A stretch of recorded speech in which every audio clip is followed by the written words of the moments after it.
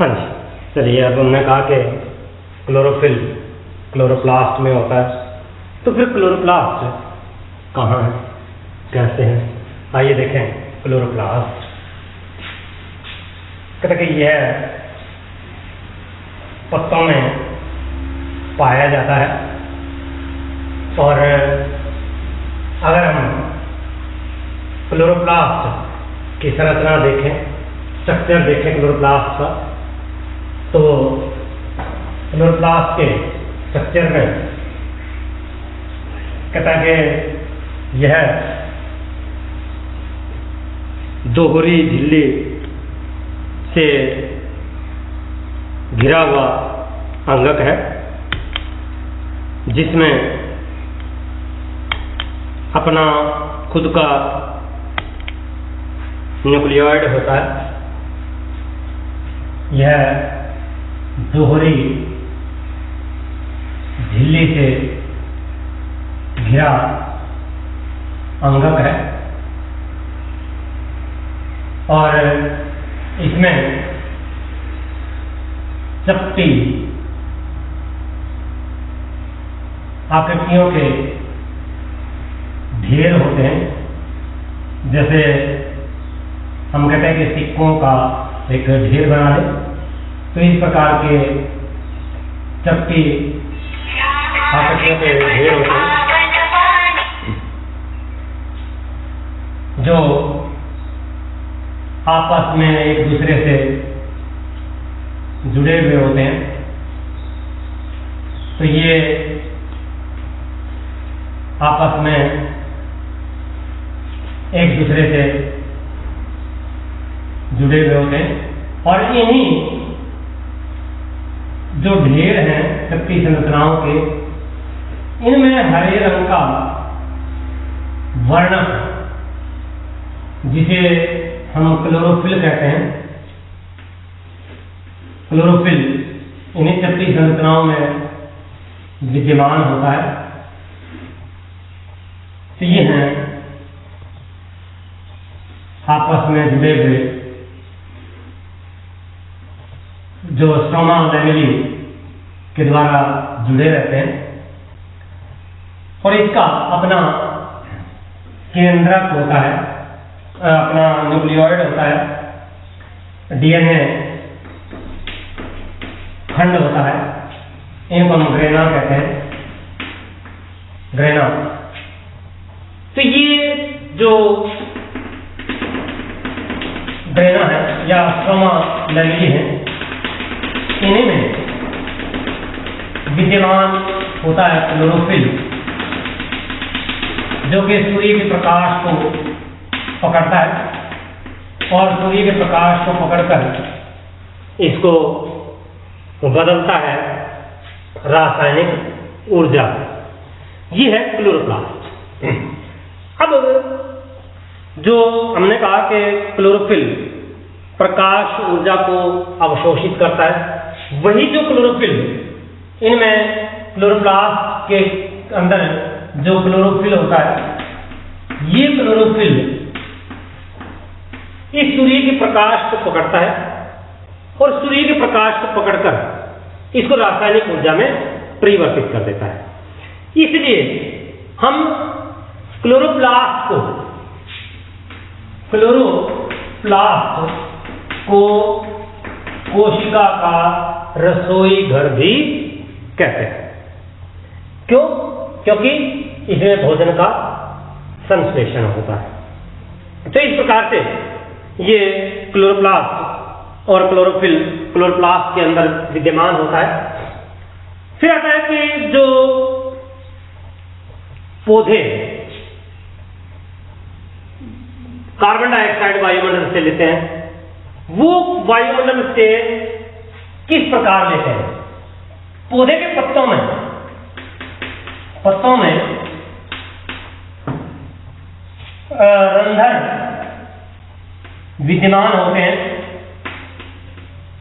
रंध्र विद्यमान होते हैं,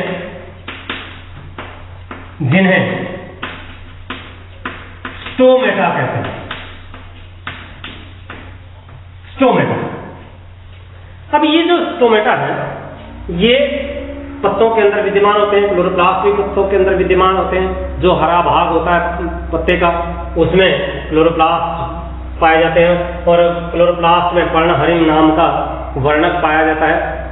क्लोरोफिल नाम का एक पिगमेंट पाया जाता है जिसका कलर ग्रीन होता है, एंड जिसकी वजह से due to the presence of chlorophyll, the green coloured chlorophyll in chloroplast, the colour of leaf is green. तो स्टोमेटा जो है वो एक प्रकार के वात रंध्र हम उनको कहते हैं। ये वात रंध्र होते हैं, यानी कि इनके माध्यम से गैसों का आदान प्रदान होता है।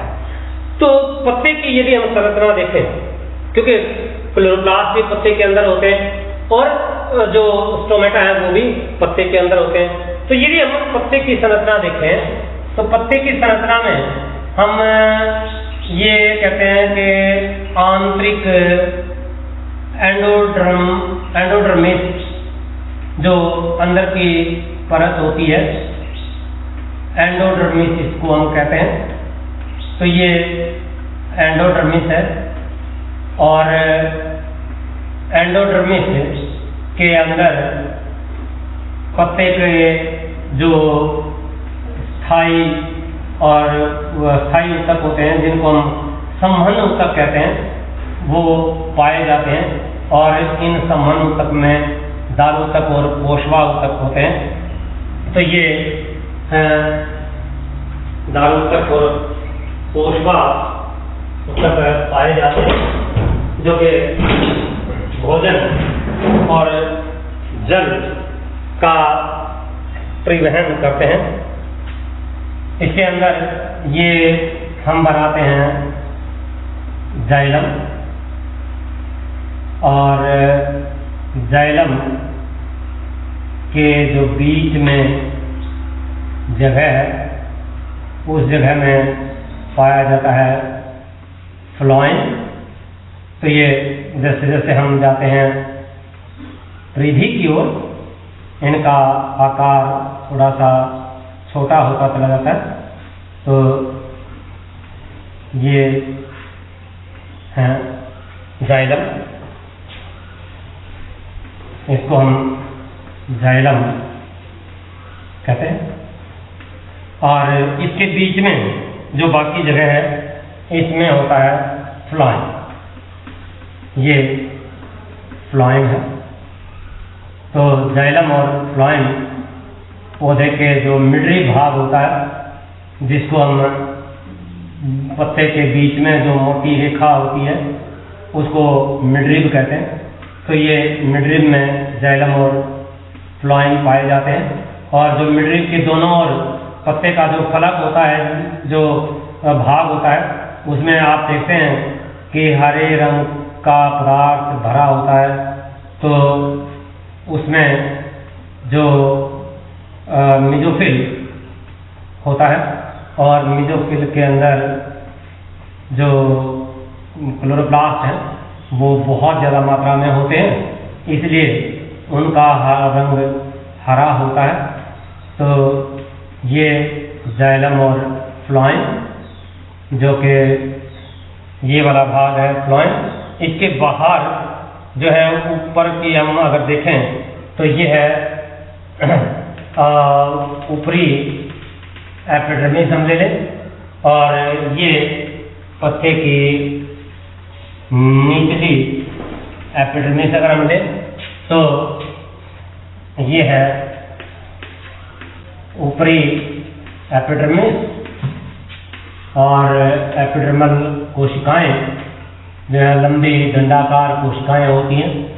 हमने पढ़ा है मृदुतक की, तो ये मृदुतक कोशिकाएं होती हैं, और इनमें कहीं कहीं स्टोमेटा होते हैं, क्योंकि ऊपरी एपिडर्मिस में स्टोमेटा की संख्या कम होती है, जबकि निचली एपिडर्मिस में स्टोमेटा की संख्या बहुत ज़्यादा होती है।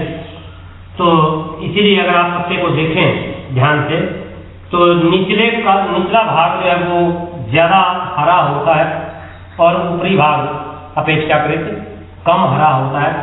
वो इसी कारण होता है क्योंकि जो ऊपरी भाग है उसमें ऊपरी एपिडर्मिस में स्टोमेटा कम होते हैं, जबकि निचले एपिडर्मिस में स्टोमेटा की मात्रा ज़्यादा होती है। तो ये अगर हम एपिडर्मिस बनाएं तो ये एपिडर्मिस है, इसमें ये जो हम दिखा रहे हैं जगह जगह पे ये हैं स्टोमेटा, यानी कि रंध्र जिनको हम कहते हैं, ये रंध्र है। तो ये है एपिडर्मिस। अब ये होता है पेलिसेड भाग, इसको हम कहते हैं।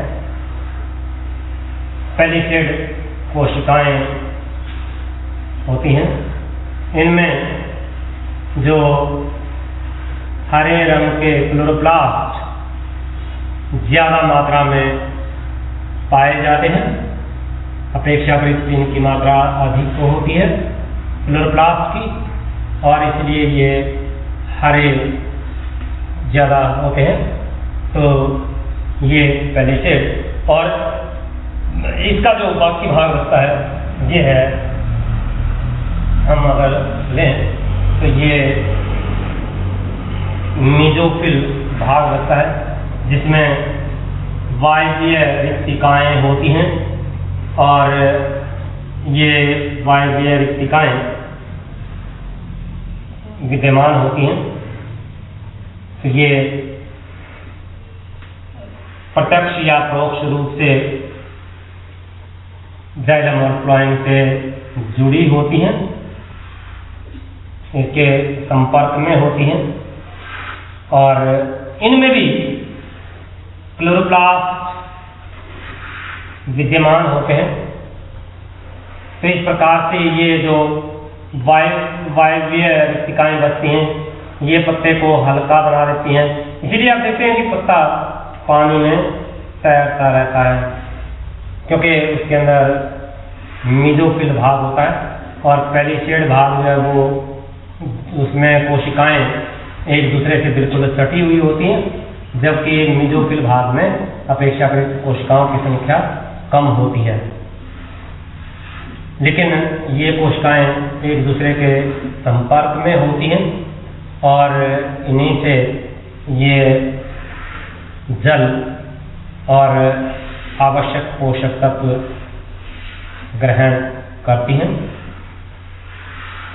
तो ये हैं रंध्र और पेलिसेड भाग पत्ते का, जिसको हम पेलिसेड कहते हैं। तो ये इस प्रकार से कोशिकाएं इसमें विद्यमान होती हैं। तो ये है पत्ता। अब इसमें ये जो है ये होते हैं क्लोरोप्लास्ट, इनमें क्लोरोप्लास्ट की मात्रा ज़्यादा होती है, और इसीलिए ये भाग ज़्यादा हरा हमें दिखाई देता है, और होता भी ज़्यादा हरा है। तो ये इसमें कोशिकाएं आपस में बिल्कुल सटी हुई होती हैं, और सटी हुई कोशिकाएं होने के कारण जो कोशिकाएं वो सटी हुई होती हैं। तो ये है, इनमें भी क्लोरोप्लास्ट होते हैं, लेकिन कोशिकाएं क्योंकि पास होती हैं, सेल जो है वो एक दूसरे से दूर दूर होती हैं, और बीच में वायवीय रिक्तिकाएं होती हैं, इसलिए ये भाग अपेक्षाकृत हमें हल्का हरा दिखाई देता है, अपेक्षाकृत ऊपर वाले भाग की अपेक्षा। तो ये रंध्र जो निचली कोशिका में, निचली एपिडर्मिस में ज़्यादा होते हैं, ऊपरी एपिडर्मिस में तो नाम मात्र होते तो हैं, लेकिन बहुत ही कम होते हैं। और कई पौधे तो ऐसे हैं जिनमें ऊपरी एपिडर्मिस में स्टोमेटा नहीं होते, लेकिन ये अगर हम देखें तो निचली एपिडर्मिस में हमने बहुत से स्टोमेटा दिखाए हैं, और ये स्टोमेटा ही गैसों का आदान प्रदान करते हैं और इसमें पत्ते में पौधे में पानी के चूसने के लिए भी ये है निचली एपिडर्मिस, निचली एपिडर्मिस, ये है स्टोमेटा, स्टोमेटा, ये है वायवीय रिक्तिका, रिक्तिका यानी कि कैविटीज, एयर कैविटीज है। और ये ऊपरी एपिडर्मिस, ऊपरी एपिडर्मिस, इस भाग को हम कहते हैं पैलिसेड।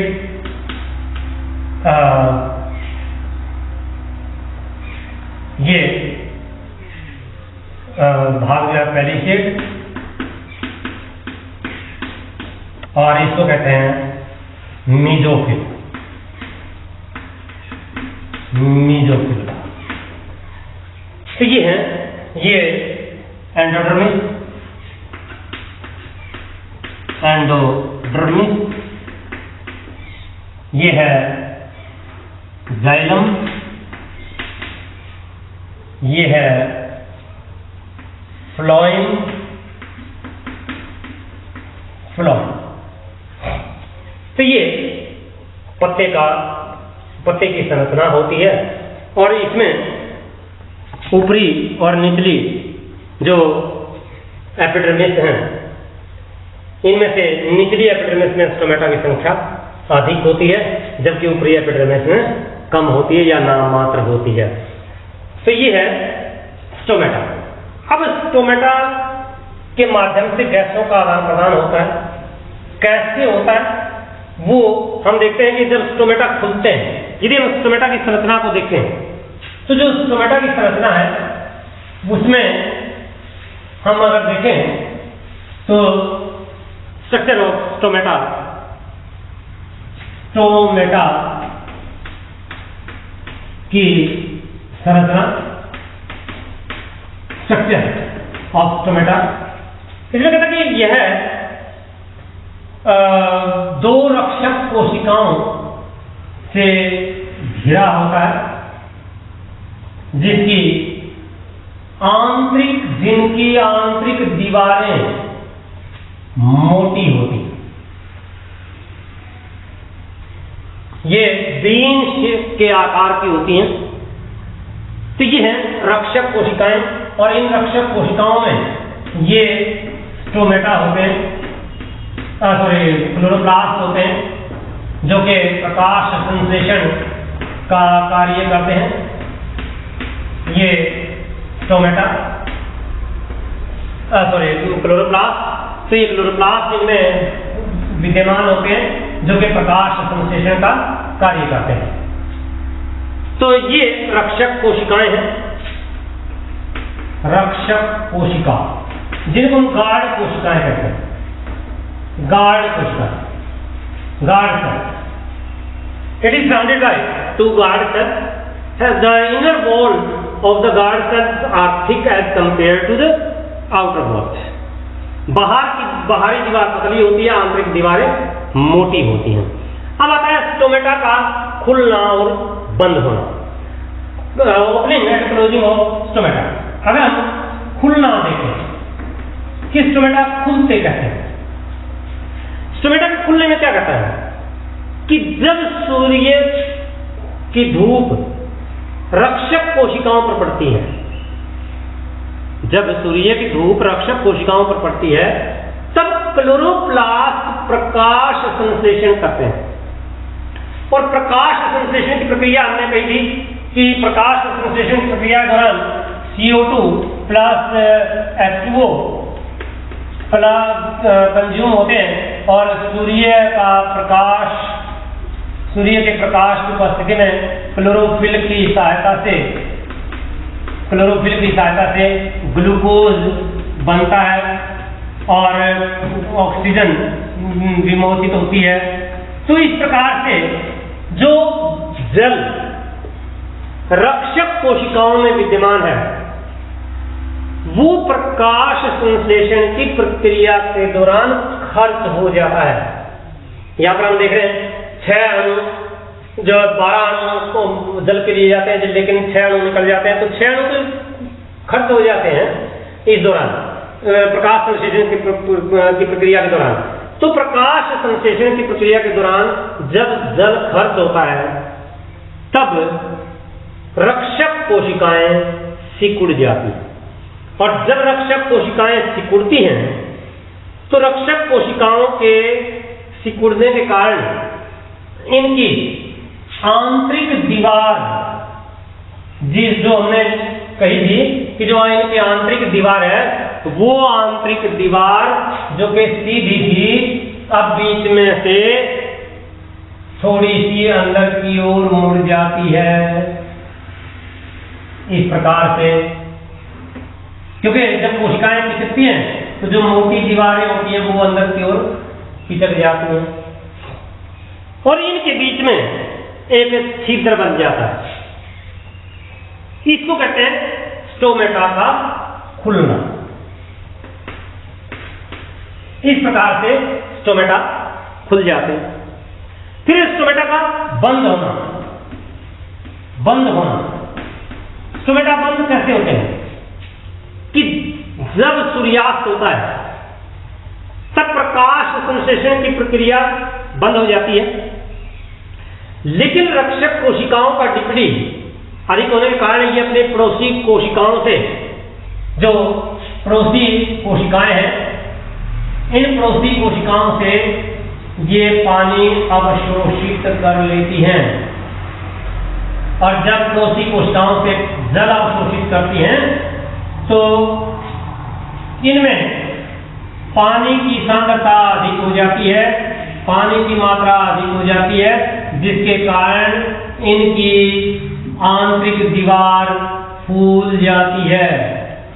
और जब आंतरिक दीवार फूल जाती है, फैल जाती है, तो फैलने के कारण क्या होगा, जो रंध्र बना था, वो रंध्र, जो छिद्र बना था, जो कोशिकाएं, जो दीवारें, आंतरिक दीवारें जो मुड़ गई थी, वो अब सीधी हो जाती हैं। क्योंकि जब, जैसे हम ये देखें तो इसमें देखिए, जब रक्षक कोशिकाएं सूर्य प्रकाश संश्लेषण के कारण जब पानी को कंज्यूम करती हैं, खर्च करती हैं, तो इनके बीच में इस प्रकार से एक छिद्र बन जाता है। और जब सूर्यास्त होता है तो इनमें पानी पड़ोसी कोशिकाओं से वापिस आ जाता है, जिस कारण इनकी दीवारें फैल जाती हैं। फैलने के कारण ये रंध्र बंद हो जाता है। तो इस प्रकार से अब ये बंद अवस्था में, ये है बंद होना और ये है रंध्र का खुलना। तो इस प्रकार से स्टोमेटा खुलते और बंद होते हैं।